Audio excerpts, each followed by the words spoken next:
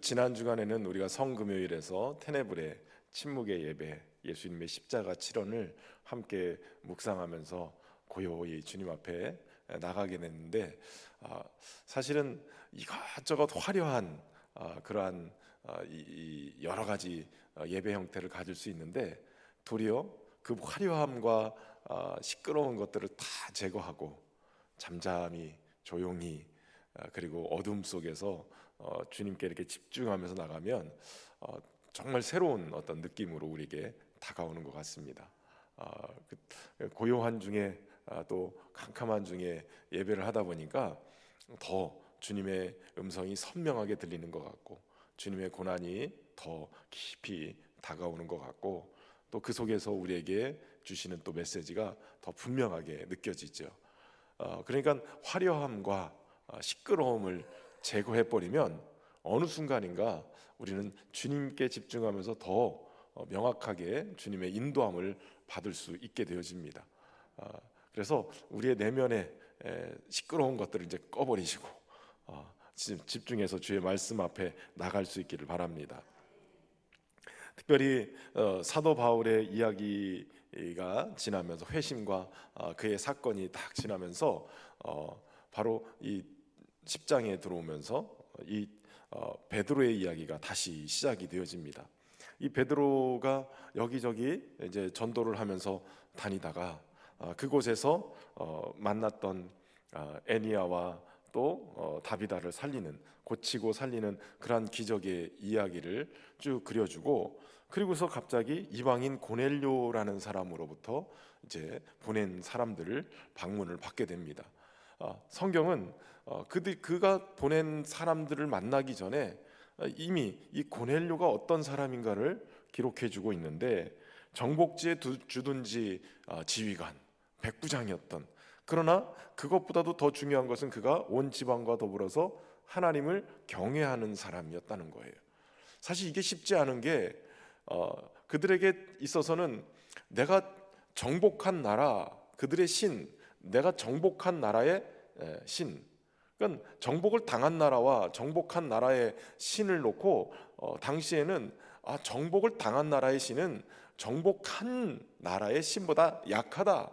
그래서 도저히 정복한 나라의 지휘관이 그 주둔지에 가가지고 거기서 그 신을 섬긴다는 게 안 되는 거였어요. 얘기가 안 되는 거예요. 그러나 그는 경건하여서 온 지방과 더불어서 하나님을 경외하는, 그러니까 자신만 믿는 게 아니라 온 가족을 함께 하나님을 섬기는 그러한 거였다는 거예요. 경외한다라는 것은 두려운 마음과 더불어서 존경의 마음이 같이 담겨져 있는 거죠. 그러니까 하나님을 그렇게 인정하고 살았던 사람이에요. 그러고선 그가 하나님을 경외하는 사람이었을 뿐만 아니라 백성들을 구제하는 사람이었다. 여러분, 하나님이 제일 좋아하시는 게 구제하는 일이에요. 하나님이 주신 그 복을 움켜잡고 막 그러고 사는 인생이 아니라 주신 은혜가 흘러가게끔 그렇게 만들어주는 삶, 이것을 하나님은 이 구제하는 일을 너무 좋아하셔서 그 구제하는 일을 통해서 역사하시는데, 특별히 백성을 많이 구제한 사람이다라는 그러한 칭찬이 이 고넬료에게 있었던 거죠. 이 구제하는 일을 통해서 하나님은 이방인의 대표주자로 이방 교회를 이제 세워가야 될 아주 중요한 역할을 할 수 있는 사람으로 이 고넬료를 가이사라에서 이 개척할 수 있도록 그렇게 만들어 가시는 겁니다. 근데 그 사람은 어떤 사람이냐면 기도하는 사람이었어요. 규칙적으로 기도하는 사람. 그리고 기도하는 중에 그가 환상 중에서 보내진 천사를 만나게 되고, 천사를 통해서 그가 이제 요바에 머물러 있는 베드로라 하는 시몬을 청하라는 이야기를 듣게 됩니다. 그리고 그곳에 이제 보내게 되죠. 사람들을 보내고 오늘 본문에는 이튿날, 그래 요바로 보내고 이튿날 그들이 거의 가까이 갔을 때, 베드로가 있는 그 무두장이 시몬의 집에 가까이 갔을 때 베드로는 어떤 상황을 경험하고 있냐면, 바로 그가 기도하려고 지붕에 올라갔는데 그 시각이 제6시였더라. 6시는 오늘날로 따지면 정오를 얘기해요. 난 12시에 기도하려고 지붕에 올라갔다는 거예요. 여러분, 기도하다가 천사의 방문을 받고 고넬료는 베드로에게 사람을 보내요. 그런데 베드로 또한 12시 정오에 기도하다가 하나님의 역사가 일어나요. 여기서 아주 중요한 것은, 여러분, 우리 주님은 최고의 연출가라는 거예요. 성경을 보다 보면 어쩜 그렇게 딱 맞아떨어지는지, 그들이 지금 오고 있는 중간에 하나님이 뭔가 베드로를 뭔가 이렇게 만나셔서 새롭게 하실 계획을 가지고 계셔서 기도 시간에 그를 찾아가시는 거예요. 그가 기도 중에 환상을 보게 되고 그렇게 되는 거예요. 여러분, 주님이 계획하신 때가 있어요. 그런데 그 때에 주님이 그때에 만나시고 그때에 그들을 쓰시는 때가 있단 말이에요.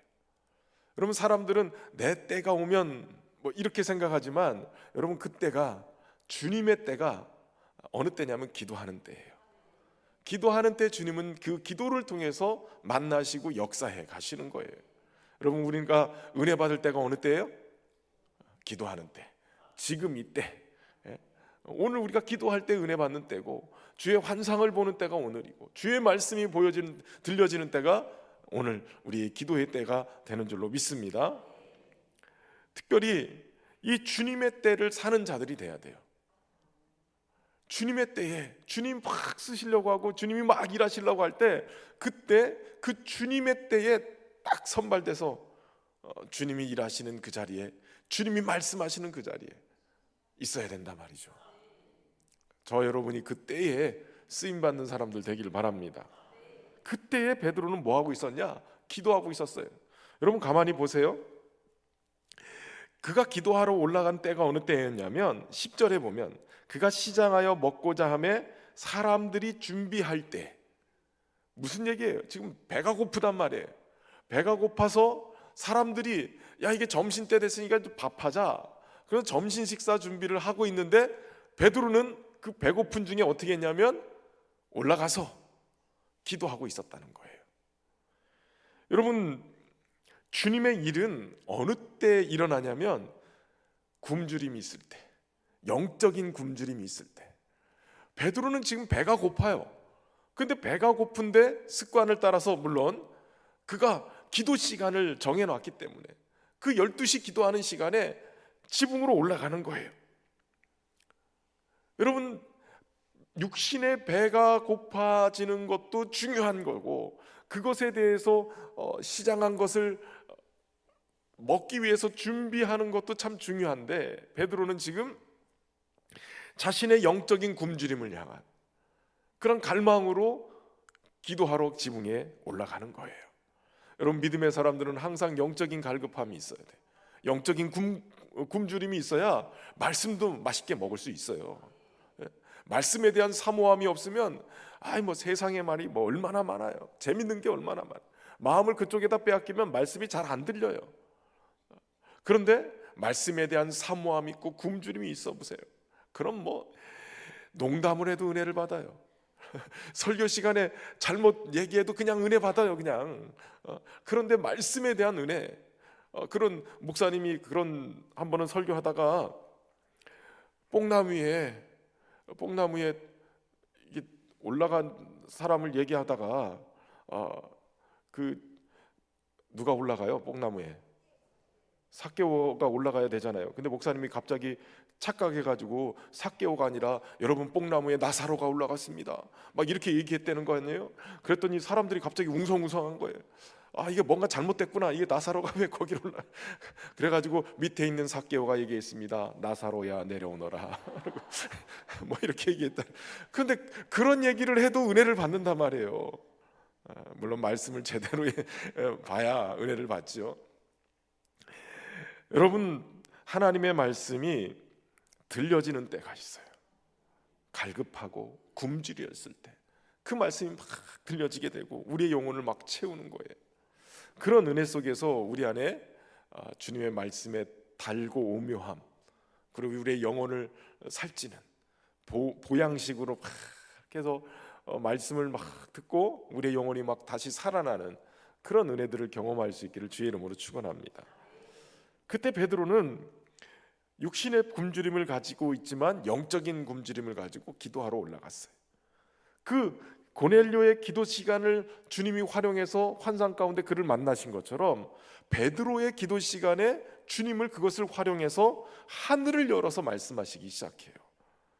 여러분, 주님의 역사 속에 세워지는 사람들은 다 기도하는 사람들이에요. 기도의 영적인 네트워크가 이게 딱 형성돼서 우리 주님은 천사를 보내서 고넬료를 만나고 또 하늘문을 열어가지고 환상을 보여주시면서 베드로를 만나고 기도 시간의 역사가 일어나는 거예요. 기도 시간. 여러분, 기도로 늘 깨어 있어서 영적인 네트워크에 이렇게 딱 연결돼서 살아갈 수 있기를 주의 이름으로 축원합니다. 놀라운 것은 이게 정말 기도하는 분들, 영적으로 하나님 막 쓰시는 사람들, 이런 분들을 우리가 강사로 초청하거나 뭐 이렇게 해서 만나면 희한한 게요, 이게 다 연결돼 있어요. 그분들하고 같이 이렇게 만나서 교제해 보면 그분들이 기도할 때 아무개 장로님, 아무개 권사님, 또 아무개 목사님, 어떻게 다 얘기하다 보면 다 연결돼 있고 그것이 기도를 통해서 다들 서로 소통하고 있고, 이게 얼마나 놀라운지 몰라요. 여러분, 거제 이 우리나라의 남단에 저 밑에 있는 그러한 도시이지만 여기서 우리가 기도하잖아요. 전 세계를 아울러 있어요. 전 세계 네트워크가 다 연결돼서 하나님이 그곳에서 일하시는 거예요. 그러니까 여기 거제에 있다고 우리가 세상을 못 품는 촌구석이 아니라 거제에서 얼마든지 세계를 품고 살아갈 수 있는 거예요. 여러분, 주의 역사 속에 이 영적 네트워크에 저와 여러분들이 접속돼서 하나님이 일하시는 것에 아름답게 쓰여지기를 주의 이름으로 축원합니다. 그가 시장하에서 먹고자 했을 사람들이 준비하는 할 때에 황홀한 중에 하늘이 열리고 한 그릇이 내려오는 것을 보았다고 그랬어요. 큰 보자기 같고 네 귀를 메어서 땅에 드리워져 있는데 12절에 보니까 그 안에 땅에 있는 각종 네 발 가진 짐승과 기는 것과 공중에 나는 것들이 있었어요. 그리고 13절에 보니까 또 소리가 있으되 베드로야 일어나 잡아먹으라 라고 얘기했다는 거예요. 여러분, 기도 시간은 하늘이 열릴 뿐만 아니라 우리의 영안도 열리고 주님의 뜻이 우리에게 들어오는 시간이에요. 주님의 음성이 우리를 인도하는 시간이에요. 여러분 보세요. 10절, 11절 중간에 보니까 보니 큰 보자기 같은 것이 있었다 그랬고 13절에 보니까 또 소리가 있으되, 여러분, 기도 시간에 어떤 일이 벌어져요? 영안이 열리는 거예요. 하늘이 열릴 뿐만 아니라 영안이 열려서 그것을 보게 되어져요. 뿐만 아니라 우리의 영의 귀가 열려서 베드로야 일어나 잡아먹으라 하는 그 소리가 들려지는 거예요. 저는 여러분의 기도 시간에 영안이 열리고 귀가 열리고 그래서 주의 음성이 들리고 하나님의 역사가 보여지는 은혜가 있기를 주의 이름으로 축원합니다. 베드로는 바로 이 기도를 통해서 주님의 역사하심을 경험하게 되는 거예요. 기도하는 사람들은 영적인 것에 대해서 시장을 느껴야 돼요. 굶주림 속에서 기도해야 되고요, 갈급함 속에서 주님을 부르짖어야 돼요. 그래야 하늘이 열리고 하늘의 음성이 들리고 새로운 세계가 눈이 떠지게 될 줄로 믿습니다. 여러분, 주님의 사랑을 경험하면 할수록 그 사랑에 더 굶주리게 되죠. 영적인 체험을 하면 할수록 그 영적인 체험의 은혜를 더 사모하게 되어져요. 기도를 하면 할수록 기도의 더 깊은 세계를 향해 나가게 되는 거예요. 하늘의 세계를 향한 집중력이 더 좋아지는 거예요. 영적인 시력이 더 좋아질 수 있기를 주의 이름으로 축원합니다. 그런데 하늘에서 소리가 나서 뭐라고 그래요? 이것들을 잡아먹으라고 그러잖아요. 그런데 여기서 베드로가 반박을 해요. 속되고 깨끗하지 아니한 것을 내가 결코 먹지 않겠다, 이러고선 반발을 하는 거죠. 여러분, 가만히 생각해 보세요. 기도하다가 하늘문이 열리고 환상이 막 보이고 이거 잡아먹으라 이럴 때 여러분 같으면 어떻겠어요? 옳거니 하고 막 금방 아멘 막 하고 막 잡아먹을, 배도 고프겠다 막. 그런데 이 베드로는 이게 속되다고 생각해요. 깨끗하지 않다라고 생각해요. 결코 먹을 수 없다라고 생각해요. 왜 그러냐면 그가 가지고 있는 율법적인 유대적인 사고관 때문에 그래요. 율법에서는 이 부정한 음식과 정갈한 음식, 또 부정한 짐승과 정한 짐승을 나누고 있죠. 이게 모세 오경에 나타나는 그러한 광야에서 그들이 살 때 주님이 주신 그러한 부정함과 정한 것들에 대한 규정들이 있어요. 음식 규례들이 있고. 그런데 그게 가만히 생각해 보면 그 부정한 것과 정한 것, 이것은 당시에 광야에 냉장고가 없으니까 고기들 같은 경우에는 빨리 상하는 것은 부정한, 그 좀 덜 상하는 것들은 그나마 먹을 수 있으니까 정한 동물로 이렇게 분류가 되기도 했어요. 그러니까 어떻게 보면 이것이 광야를 살아가는 이스라엘에게 필요한 어떤 음식 규정이기도 하고 그러한 방법이기도 했어요. 그런데 그것이 유대에 있어서는 계속 율법적인 거죠. 그제도 우리 거제시 기독교 저희 신현지역 기독교연합회 총회를 우리 교회에서 하면서 목사님들하고 이렇게 얘기하다가 이 안식일에 대한 얘기를 막 하다가 다들 성지순례 갔다 온 얘기를 하신 거예요. 여러분, 안식일은 원래 금요일 밤부터 토요일 밤이에요. 우리 거제에도 하여튼 거제도 온갖 이단들이 다 모여 있는 데가 거제예요. 지금 신천지가 1000명이 넘었다고 그래요, 거제에. 그래서 지금 거제가 지금 난리예요, 난리. 여러분 정신 차리고 우리가 신앙생활해야 돼요. 말씀도 제대로 훈련하지 않으면 신천지가 어떻게 거제에 벌써 1000명이라 그러면 우리 교회만한 교회가 있는 거예요. 어마어마한 거예요. 그런데 그 이단들 얘기하다가 제7일 안식일교, 지금 우리 거제도 안식일교가 커요. 그 안식일 얘기를 하는데 율법주의 성지순례 가서 이스라엘에서 다들 엘리베이터 얘기를 하더라고요. 엘리베이터. 안식일 날 금요일 날 저녁부터 토요일 날 저녁까지 호텔 들어가면요, 유대인들은 엘리베이터를 이렇게 누르는 게 일이라 안 타야 정상이잖아요. 근데 타요. 그리고 옆에서 얘기해요. 유대인들이 아닌 이 외국인들한테 매칭 좀 눌러주세요. 눌러줘야 돼. 이 안식일법이 이런 거예요. 안식일을 지켜야 되기 때문에 자기들은 이거 안 해야 돼요. 그런데 또 삶은 살아야 되고. 여러분, 우리 기독교는 안식일, 이 안식일이 주일로 바뀌었죠. 안식 후 첫날 무덤에서 부활하신 예수님. 구약은 예수님이 율법을 완성시키신 분이에요. 구약의 모든 제사도 예수님이 완성시키면서 십자가 위에서 종결을 시키신 거예요. 더 이상 하나님과 인간 사이의 죄로 인해서 그 화해를 이루기 위해서 화목제물로 드려야 될 짐승이 필요치 않아요. 예수님이 십자가 위에서 그 모든 제물을 대신해서 완전한 제사, 완벽한 제물로서 그 일을 이루셨기 때문에 그래요. 그러니까 안식일도 예수님이 오셔서 완성시키신 거예요. 그날이 바로 주일인 거예요. 여러분, 안식일은 6일 동안 하나님이 세상을 창조하시고, 그리고 창조하신 세상을 보시기에 심히 좋았더라 하시고 제7일에 안식하신 거예요. 그래서 쉬셨다, 안식하셨다, 그러니까 너희들도 안식하라 하신 거예요. 근데 어떻게 돼요? 인간이 범죄하면서 안식하지 못하는 거예요. 범죄한 인간은 죄로 인해서 계속 묶여 있는 자가 되고 저주 속에서 병들고 그렇게 된 거예요. 여러분, 요한복음에 보면 예수님은 계속해서 병자들을 고치는데 그게 하필 다 안식일인 거예요. 안식일에 병자들을 고쳐요. 그것이 회당장이든 그 유대인들, 특히 바리새인들한테는 거침이 된 거예요. 왜 안식일날 고치느냐 말이에요. 평일날, 다른 날 얼마든지 있는데 왜 안식일날 병을 고치느냐. 이거 안식일 규정으로는 사람 고치는 것, 이거 아니다라는 거예요. 근데 예수님 말씀하시죠. 아버지께서 일하시니 나도 일하신다.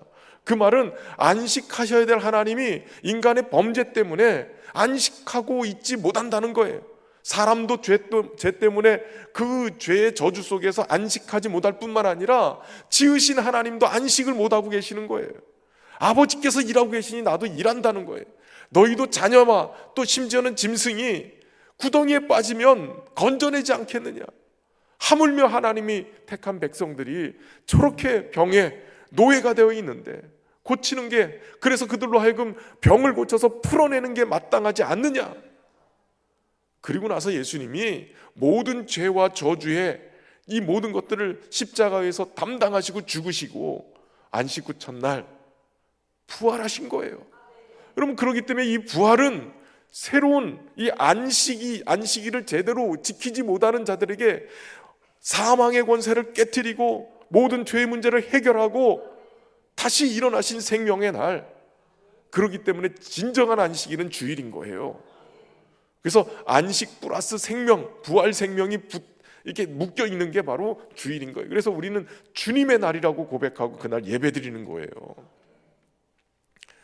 언더가 스탠드가 됐죠? 여러분, 이게 안식이, 진정한 안식은 우린 주일에 부활 생명을 얻은 것 때문에 진정한 안식을 얻는 거예요. 이 생명이 우리로 하여금 살게 만들고 쉬게 만들고 진정한 안식을 누리게 만드는 것이죠. 그런데 베드로는 여전히 주의 복음을 듣고 예수님의 생명, 그 성령 충만을 받고 복음을 증거하는 사람이었음에도 불구하고 아직도 이 생각 속에는 율법적인 생각이 그대로 담겨져 있는 거예요. 저거 다 부정한 짐승이라는 거예요. 기는 것들 다 부정한 것들, 먹을 수가 없다는 거예요.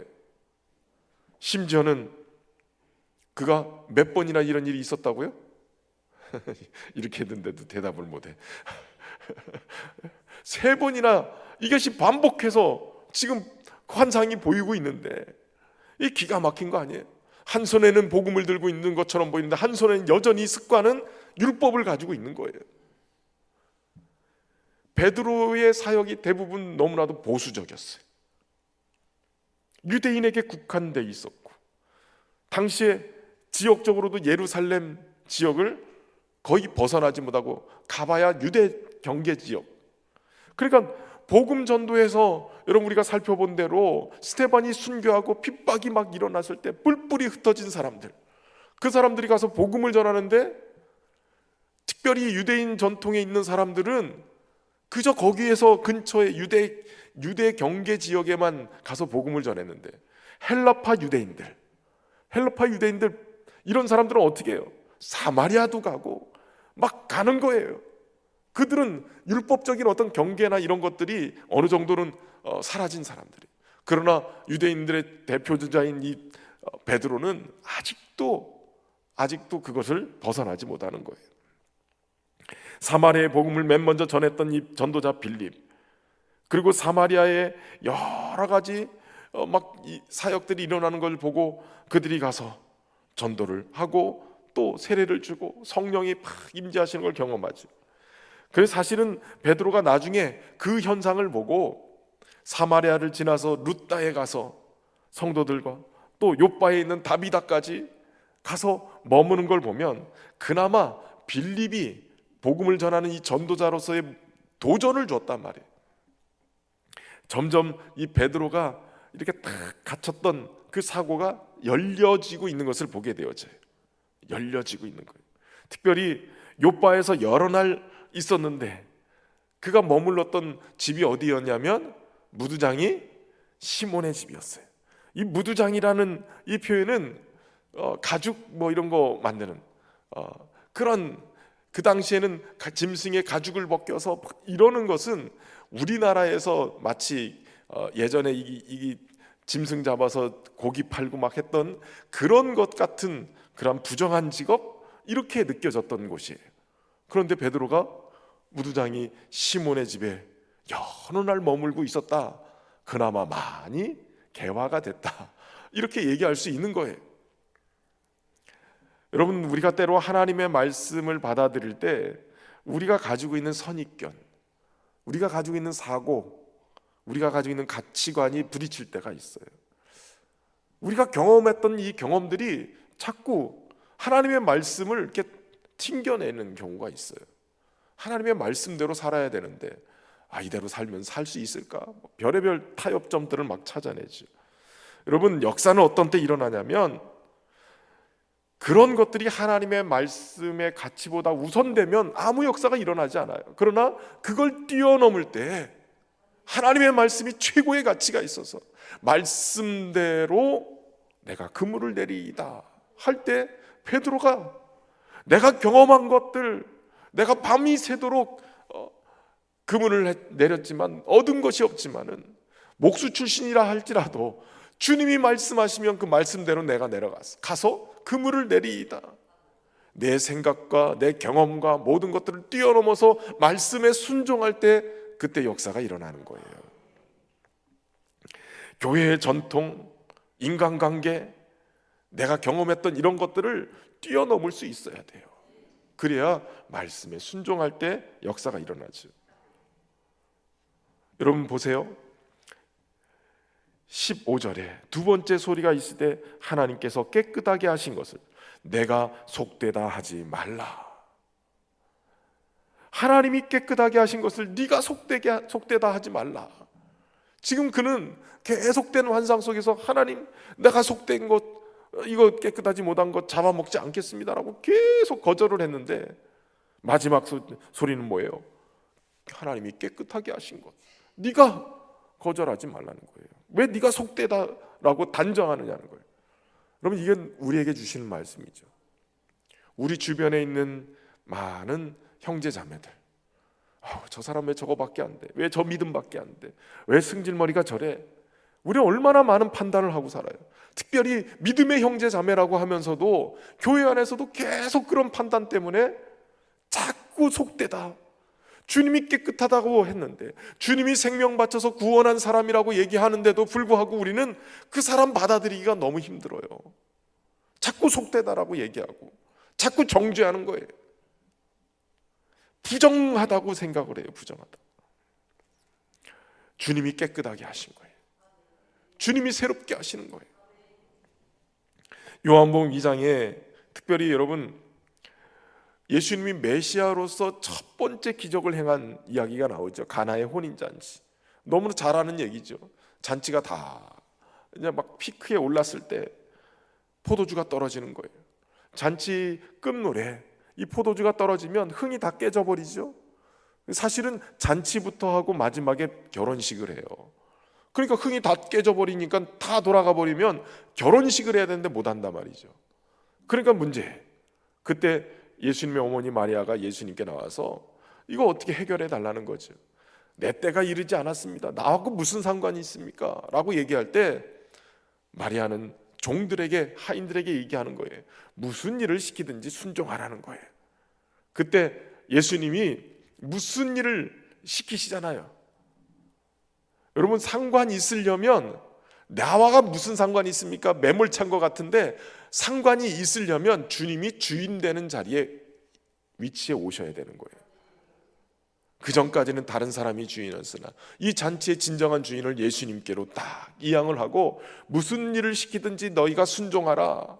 그러니까 하인들에게 주님이 말씀하시잖아요. 내 때가 이르지 않았다고 그러는데 주님이 주인 되시는 그 자리가 때예요, 때. 여러분의 인생 속에 역사하시는 때가 주님이 주인 되셔서 다스리는 때예요. 그때 돌 항아리 6에 든 그 항아리에다가 물을 떠다가 넣는 거죠. 여러분, 이 물을 떠다가 놓는 이 돌 항아리는 사람들이 샌들 신고 다니니까 발이 지저분하잖아요. 집에 들어가기 전에 물을 한 바가지 떠서 발을 씻는 그런 용도예요. 그러니까 마시는 물 느낌보다는 씻는 느낌인 거예요.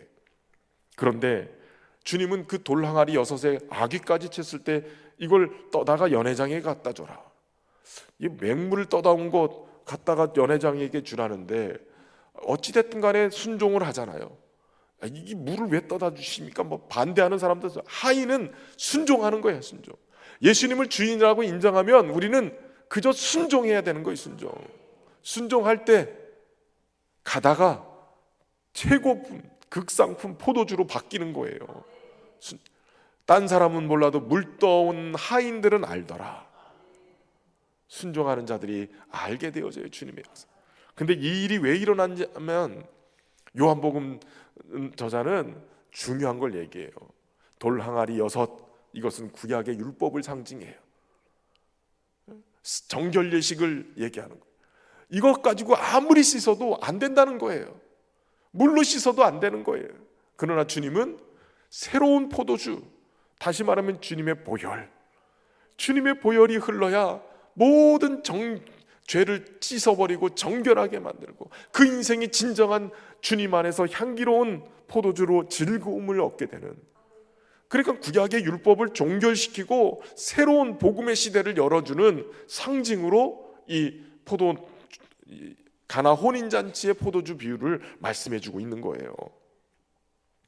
여러분, 베드로는 바로 계속적인 율법 속에 갇혀있던 그 틀을 깨는 거예요. 근데 웃기는 거는 여러분, 베드로는 하여튼 3세판을 좋아해요. 그렇죠? 주님을 부인해도 3번을 부인해야 돼. 그리고 주님이 찾아가서, 부활하신 주님이 찾아가서 베드로를 다시 사명으로 일으킬 때도 3번 물어보세요. 말 그렇게 안 듣다가 3번 환상 속에서 그때서 알아듣기 시작하는 거예요. 그렇다고 3세판 나란 소리는 아닌데 바로 순종하면 얼마나 좋아요. 근데 하여튼 3번, 새로운 시대 복음의 확장을 위해서 주님은 베드로의 그 고정관념을 깨트릴 필요가 있었어요. 아직도 율법주의적인 사고관을 가지고 있는 그를 다시 깨트려서 새롭게 하기를 원하셨던 거예요. 누구든지 그리스도 예수 안에 있으면 새로운 피조물이라, 이전 것은 지나갔으니 보라 새 것이 되었도다. 누구든지 나뿐만 아니라 다른, 나하고 생각이 다르고 가치도 다르고 다 틀리고 승질도 다르고, 그래도 그도 주님 안에서 새로운 피조물이 된 거예요. 그리고 그 새로운 피조물은 하나님이 세상을 이처럼 사랑하사 독생자를 주셨으니 이는 그를 믿는 자마다 멸망하지 않고 영생을 얻게 하려, 멸망하지 않고 영생을 얻게 하기 위해서 독생자를 보내셨는데, 그것은 뭐 때문에 그렇다고요? 세상을 이처럼 세상을 사랑하신 거예요. 세상. 여러분, 그렇기 때문에 우리는 새로운 시각을 가질 필요가 있어요. 주님이 사랑하시되 내가 용납하기 힘들고 어렵고 한 사람들도 그리스도 안에서 새로운 피조물, 그들을 살리기 위해서 독생자를 보내주신, 영생을 얻게 하기 위해서 그들에게 예수님을 보내주신 그 하나님의 사랑, 그 시선을 우리의 마음에 장착을 할 필요가 있다는 거예요. 주님은 자비롭고 은혜롭고 노하기를 더디하시고 인자와 진실이 많으신 하나님이세요. 주님은 여전히 모든 자들이 구원을 얻기를 원하세요. 이스라엘을 괴롭히던 이 니느웨, 아수르의 니느웨, 그곳에 파송되어진 선지자가 있었죠. 요나라는 선지자. 자신의 감정을, 민족적인 감정을 억누르지 못해서 결국 주님의 말씀에 순종하지 않고 도망가 버리잖아요. 그래도 주님은 어쨌든 다시 그 자리로 가서 선포하게 만들어요. 이스라엘 백성은 아무리 선지자들이 가서 외쳐도 회개를 안 하는데, 어찌된 영문인지 요나가 가가지고 반나절만 가서 선포를 했더니 이 사람들은 죄를 뒤집어 쓰고 베옷을 입고 그러고선 회개하는 자리로 나가는 거예요. 좌우를 분별하지 못하는 12만 명, 가축도 많이 있는 그들을 주님이 아끼는 것 당연하지 않겠느냐라고 말씀하세요. 우리를 그렇게 괴롭히고 힘들게 했던 원수들인데 그들의 영혼, 그들을 주님이 아끼시고 계시다는 거예요. 그들이 회개하고 주께로 돌아오는 역사가 일어나네요. 칼빈의 예정론에 보면 선택과 유기라는 게 있어요. 이 얘기는 구원받을 자가 미리 예정되어 있다는 거예요. 유기될 사람들, 버려질 사람들은 이미 예정되어 있다는 거예요. 칼빈이 그 예정론을 얘기할 때 왜 이 예정론이 나왔냐면, 목회를 하다가 신방을 갔는데 열심히 잘 믿고 있었던 장로님이 돌아가시면서 안 믿어 이러고 돌아가시더라는 거예요. 이게 도대체 뭔가? 여러분, 잘 믿는 줄 알았는데 마지막에 뒤집어지는 사람도 있고, 잘 믿는 줄 알았는데 이단으로 가는 경우도 있고, 별의별 사람 다 있잖아요. 그때 깨닫는 거예요. 아, 이미 정해져 있구나. 저는 이 칼빈의 예정론보다도 칼바르트라는 신학자의 예정론을 좀 더 제가 좋아하는데, 이 칼바르트는 예정론을 이렇게 얘기해요. 하나님이 누군가를 버리기로 작정하셨다면 그것은 온 인류의 죄를 대신 지시고 십자가에서 죽으신 예수님을 버리기로 작정하셨다. 그리고 누군가를 택하기로 작정하셨다면 그것은 십자가 위에서 주님이 끌어안으신 모든 인류의 죄를 끌어안고 죽으셨는데 그 십자가 위에서 끌어안으신 온 인류를 주님은 예수 그리스도 안에서 택하기로 결심하셨다. 이게 더 가슴에 와닿지 않습니까? 여러분, 주님은 오늘도 예수 그리스도를 십자가에서 버리셨지만 예수님을 통해서 온 인류를 끌어안으시는 거예요. 누구든지 그리스도 안에 있으면 새로운 피조물이라. 저 사람들은 구원받을 수 없는 사람들이야. 저 사람들은 거룩하지 못한 속된 사람들이고 깨끗하지 못한 사람이야. 이거 판단 중지해야 돼요. 물론 경험을 통해서 누군가의 관계 속에서 계속 우리는 계속 부딪히기도 하고 미워하기도 하고 받아들이기 힘들어하지만 그러나 주님은 그들을 다 사랑하셨어요. 하나님께서 깨끗하게 하신 것을 네가 속되다 하지 말라. 속되다 하지 말라는 거예요. 정죄하지 마세요. 판단하지 마시고. 그리고 또 한 가지, 판단하지 말고 정죄하지 말아야 될 사람이 있어요. 누구냐면 거울 속에 보이는 그 사람. 거울 속에 보이는 그 사람이에요. 주님은 받으셨는데, 주님은 용서하셨는데, 주님은 사랑하셨는데 내가 나를 용서 못해요. 내가 나를 받아들이지 못해요. 내가 나를 사랑하지 못해요. 다른 사람은 다 사랑한다고 얘기하는데 나만큼은 용서 못하고 나만큼은 사랑하지 못하고. 왜 그러세요? 거울 속에 보이는 그대를 사랑하셔야 돼요. 주님이 그도 깨끗하게 하셨다는 거예요. 하나님이 깨끗하게 하신 것을 네가 속되다 하지 말라고 그러는 거예요. 이런 일이 3번 있은 후 그 그릇이 하늘로 올라갔다는 거예요. 3번이나 보여주신 거예요. 여러분, 우리가 가지고 있는 가치관이나 세계관을 깨트리기가 그만큼 어려운 거예요. 쉽지 않아요. 그렇기 때문에 주님은 3번이나 베드로를 깨트리기 위해서 계속 얘기하신 거죠. 여러분, 주님과 함께 죽고 주님과 함께 살면서 우리에게 주님이 갖게 하시는 말씀의 가치, 복음의 능력, 이거를 장착해야 될 줄로 믿습니다. 하나님의 뜻이 하늘에서 이룬 것처럼 우리 안에서도 이루어질 수 있도록 그 뜻이 우리 안에 품어지는 은혜가 있기를 주의 이름으로 축원합니다. 우리 찬양하고 또 말씀 보겠습니다. 첫 곡 부른 거 기억나세요? 여정. 우리 최근에 저도 많이 이렇게 듣게 되고 저희 아내도 많이 듣게 되는데 요즘 뭐 연초에 이 뭐 같이 연말이면 이 찬양이 막 이게 느낌이 올지 모르겠지만 연초에 이게 느낌이 올까 그랬는데 가만히 생각하면 연초는 주님의 인도하심이 잘 안 느껴지고 연말만 느껴지나요? 그리고 이 가사 내용이 사실은 우리 청년들보다는 그래도 좀 이렇게 중년 정도 이렇게 넘어가시는 분들 보면 눈가에 주름이 이렇게 어느 정도 오고 이럴 때 돌아보면 이게 정말 하나님의 지금까지 인도하신 게 하나님의 은혜인 것을 알게 되어져요.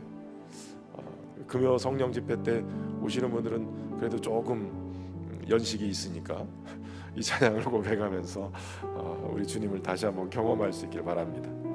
나의 눈가에 주름이 지고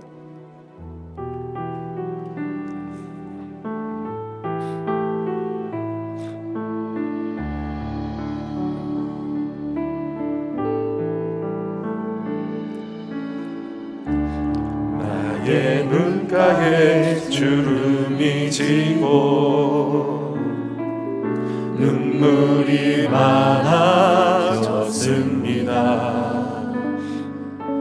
잠시는 감고 뜬 것 같은데 어느새 여기 있습니다. 가슴 아픈 날도 많았었고 기쁜 날도 있었습니다. 짧은 여정을 뒤돌아보니 하나님의 은혜입니다. 지금까지 나의 여정을 모두 하나님의 은혜라. 지금까지 나의 모든 여정 인도하셨네.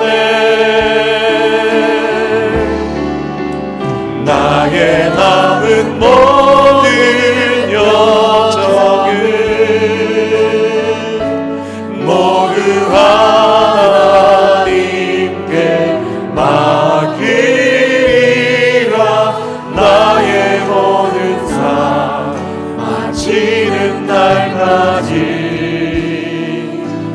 붙듯이. 한 번 더 고백합시다. 나의 눈가에 주름이고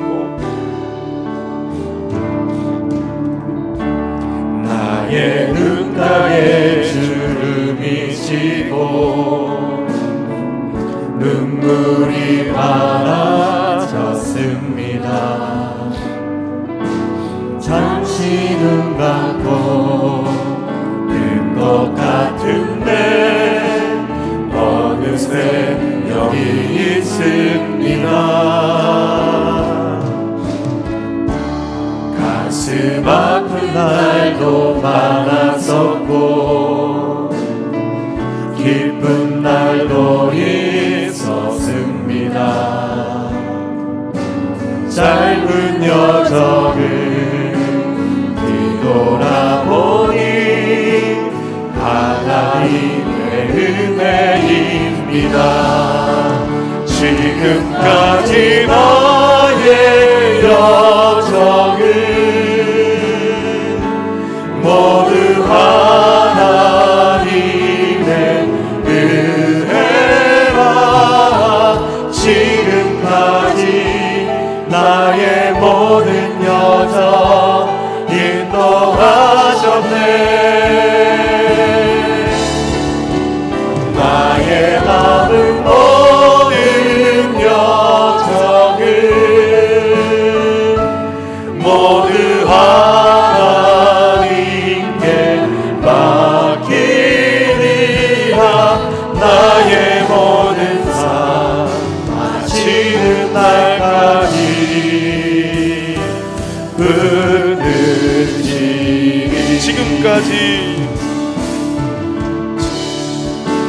지금까지 나의 여정을 모두 하나님의 은혜라.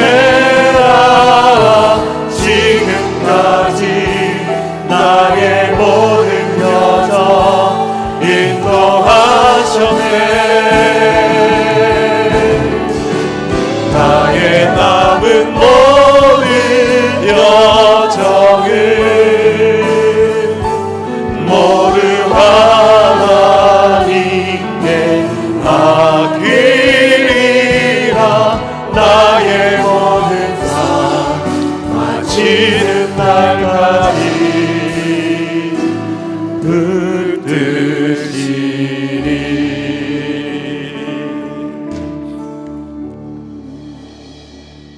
할렐루야.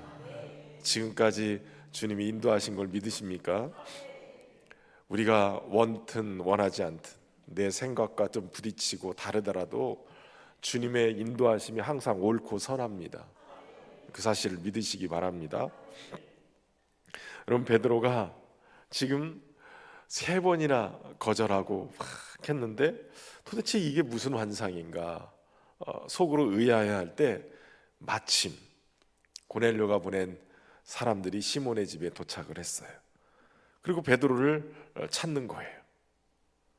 여러분, 베드로가 이 환상 속에 아직 해결이 되지 않았어요. 하나님이 깨끗하게 한 걸 왜 네가 속되다고 하느냐, 이렇게 하고 그냥 넘어갔어요. 이게 도대체 무슨 뜻인지 몰라요. 그런데 하나님은 딱 그때 마침, 여러분 성경을 보면 마침, 곧, 즉시 이런 단어들이 참 나오는데 이게 기가 막힌 거예요. 하나님의 연출의 언어예요. 이게 연출. 마침 한참 생각하고 있을 때 그때 고넬료가 보낸 사람이 딱 도착하는 거예요. 여러분, 기도 시간에 보여지는 환상이 이때를 위함이에요. 도대체 이게 뭔지 의문을 가지고 있을 때 그때 마침 이 사람들을 통해서 주님이 이방인 고넬료, 그의 부름에 응답하라는 소리구나, 이걸 깨닫게 되어져요. 그럼 우리가 기도할 때 잘 이해가 되지 않을 때도 있어요. 보여주신 말씀이나 뭐 여러 가지 환상이나 그리고 환경에 이 상황들이 이렇게 몰려가는 게 도대체 무슨 뜻인지 알지 못할 때가 있어요. 내 머리로는 도대체 이해가 되지 않고 이것을 아무리 성경적으로 뭘 해석을 하려고 노력을 해도 안 될 때가 있다고요. 그런데 어느 날 이것이 풀어지는 때가 있고요, 어느 날 이것이 이해되는 때가 있고요, 어느 날 이것이 주님의 뜻이구나, 이거구나 라고 깨달아지는 때가 있어요. 그 때를 기다리세요. 너무 무리해가지고 성급하게 판단하고 막 그냥 응답이다 그러고선 막 뛰쳐나가지 말고 깨달아질 때, 주님이 주시는 그때, 풀어지는 그때 여러분, 밥도 익었다고 싹 열어버리면 안 익은 거예요. 뜸을 들여야 돼요. 뜸 들이는 시간이 필요해요. 그 시간이 필요한 것처럼 기도도 어느 날 응답받았다고 해도 그것이 이렇게 이해되고 확증되어질 때가 있어요. 기다려야 돼요. 말씀도 저도 주일 설교 이렇게 준비하려고 보면 한 달 전부터 어느 정도 이렇게 말씀 이렇게 틀을 잡아가지고 막 묵상하는데 어떤 때는 정말 안 풀어질 때가 있어요. 이걸 어떻게 풀어야 되지? 막 이러는데 그럴 때는 어떤 때는 막 그냥 한숨 들이다 자면 풀어질 때가 있어요. 복잡하면 그냥 자고 일어나면 순간 탁 막 주실 때가 있어요. 때가 주님이 풀어주시는 때가 있어요. 베드로후서 3장 16절에 보면 그 모든 편지에도 이런 일에 관하여 말하였을 때 그 중에 알기 어려운 것들이 덜어 있으니 무식한 자들과 굳세지 못한 자들이 다른 성경과 같이 그것도 억지로 풀다가 스스로 멸망에 이르느니라. 이 베드로가 지금 얘기하는 건 이제 바울 서신에 대한 이야기인데, 다른 성경들을 보다가 이게 막 헷갈리고 이러니까 잘 풀지 못하고 억지로 풀다가 문제가 생기는 경우가 있는 거예요. 억지로 풀지 말고 주님이 깨닫게 하시고 풀어주시는데 그때 좀 기다리면서 나가는 거예요. 19절에 보니까 이 환상에 대해서 생각할 때 성령께서 그에게 말씀하신, 그때 되니까 성령께서 말씀하신, 두 사람이 너를 찾으니 일어나 내려가 의심하지 말고 함께 가라. 내가 그들을 보내었느니라. 그러니까 지금 이방인이 부르는 것에 속되다 가지 말자 막 주저하고 있었을 때 주님이 성령께서 말씀하시는 거예요. 일어나 내려가 의심하지 말고 함께 가라. 내가 그들을 보내었느니라. 부정한 음식을 상징한 것이 바로 부정한 사람, 다시 말하면 이방인이었다라고 지금 깨닫게 되는 거예요.